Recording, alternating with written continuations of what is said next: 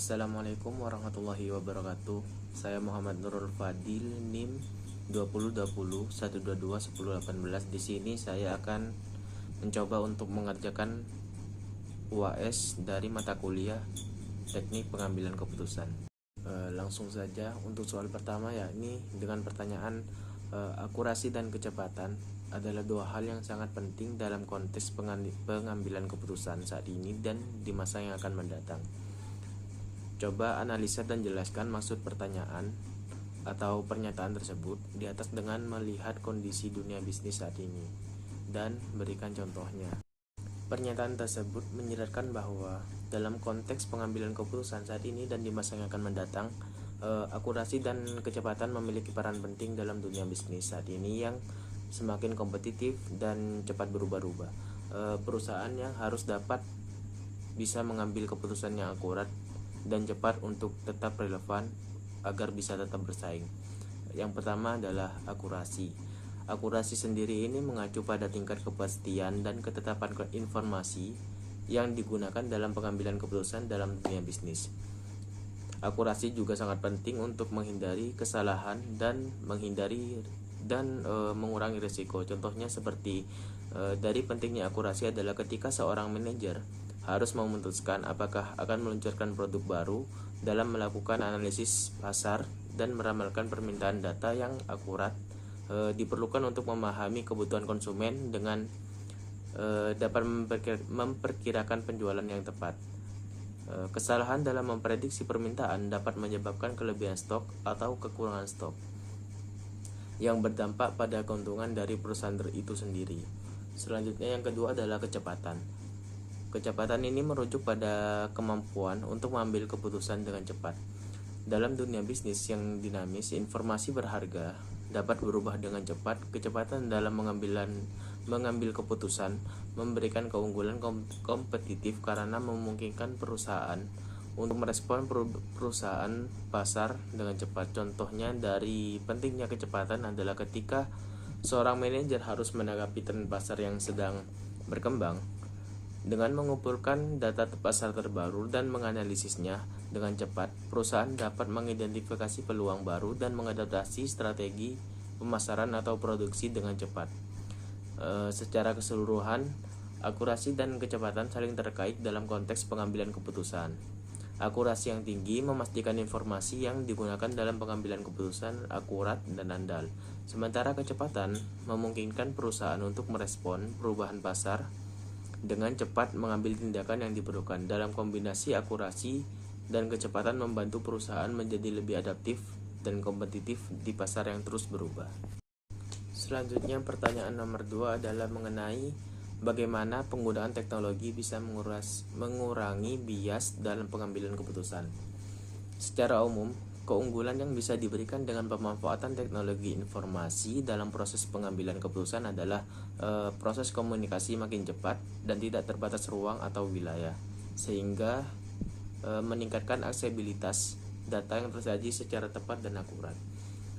Penggunaan teknologi sendiri dapat membantu mengurangi bias dalam pengambilan keputusan yang menghadirkan metode lebih objektif, analisis data yang lebih akurat, dan mengurangi ketergantungan pada penilaian manusia yang rentan terhadap bias. Di bidang pemasaran sendiri, penggunaan teknologi dapat membantu mengurangi bias dalam pengambilan keputusan. Seperti contoh, sebuah perusahaan menggunakan teknologi analisis data untuk mengumpulkan dan menganalisis perilaku pembelian pelanggan. Dengan melihat pola pembelian yang sebenarnya, perusahaan dapat mengidentifikasi segmen pasar yang berbeda secara objektif berdasarkan preferensi produk, kebiasaan kerja, atau faktor demografis. Dengan demikian, perusahaan dapat mengembangkan strategi pemasaran yang lebih efektif dan mengurangi bias dalam pengambilan keputusan. Contoh tersebut terkait dengan segmentasi pasar yang lebih akurat. Karena dalam pemasaran sendiri penting untuk memahami audiens target dengan baik agar kampanye pemasaran dapat efektif. Teknologi seperti analisis data dapat membantu menganalisis data pelanggan secara lebih akurat dengan mengidentifikasi pola dan karakteristik yang relevan. Teknologi dapat membantu mengurangi bias dalam pengelompokan pelanggan menjadi segmen pasar yang lebih akurat, berdasarkan data, objektif, dan bukti daripada asumsi atau prasangka. Yang terakhir adalah pertanyaan nomor 3, yang mana soalnya adalah jelaskan sesuai teori proses pengambilan keputusan secara urut dan terperinci terkait keputusan untuk mengembangkan suatu produk atau diversifikasi produk. Sebutkan produk yang akan dikembangkan, lalu buat simulasi dan analisis decision metriknya dengan menggunakan yang pertama adalah 5 alternatif produk hasil pengembangan, yang kedua 5 kriteria, dan yang terakhir pembobotan kriteria. Langkah pertama adalah identifikasi alternatif produk. Dalam hal ini kita akan mengasumsikan bahwa perusahaan sedang mempertimbangkan untuk mengembangkan produk dalam industri makanan dan minuman. Adapun 5 alternatif produk yang akan saya sampaikan adalah yang pertama adalah minuman olahraga dengan tambahan elektrolit. Yang kedua, snack sehat dengan bahan organik. Ketiga, minuman ringan dengan kalori. Yang keempat, makanan siap saji beku dengan berbagai pilihan vegetarian. Yang kelima, makanan pembuka garnit untuk acara khusus. Selanjutnya langkah kedua, penentuan kriteria evaluasi. Kriteria evaluasi sendiri digunakan untuk menilai dan membandingkan alternatif produk. Yang pertama adalah kualitas produk atau seperti rasa, tekstur, dan nutrisi. Yang kedua, keberlanjutan dan dampak lingkungan. Ketiga, potensi pasar dan permintaan konsumen. Yang keempat, keuntungan dan potensi pertumbuhan bisnis. Yang kelima, ketersediaan bahan baku dan rantai pasokan. Lalu langkah ketiga yaitu pembobotan kriteria. Di sini saya coba memberikan bobot kepada setiap kriteria berdasarkan kepentingan relatif mereka dalam pengambilan keputusan.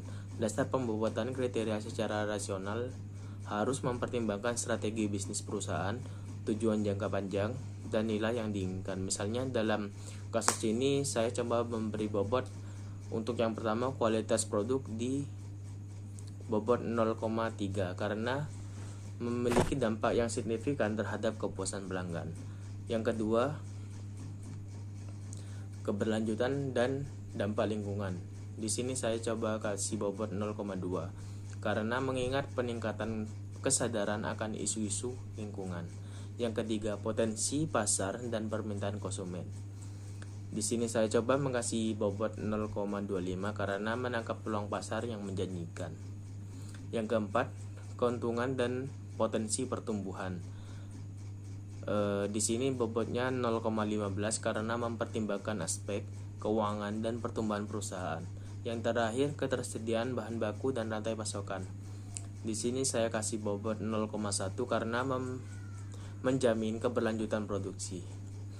Lalu langkah keempat, decision matrix. Dalam simulasi decision matrix, kita akan mengevaluasi setiap alternatif produk berdasarkan kriteria evaluasi dan pembobotan yang ditentukan sebelumnya. Setiap alternatif akan diberi nilai pada skala 1 sampai 10 berdasarkan sejauh mana mereka memenuhi kriteria. Langkah terakhir adalah melakukan perhitungan bobot terbobot untuk setiap alternatif produk dengan mengalihkan nilai pada setiap kriteria dengan bobot kriteria yang sesuai dan menjumlahkannya. Contohnya seperti jika kita mengalihkan nilai kriteria 1 dari alternatif minuman olahraga dengan bobot kriteria 1, kita akan mendapatkan hasil 8 kali 0,3 sama dengan 2,4. Lakukan itu dengan hal yang sama untuk setiap kriteria dan alternatif produk lainnya. Setelah menghitung nilai bobot tersebut untuk setiap alternatif dengan total nilai tertinggi dapat dianggap sebagai pilihan terbaik.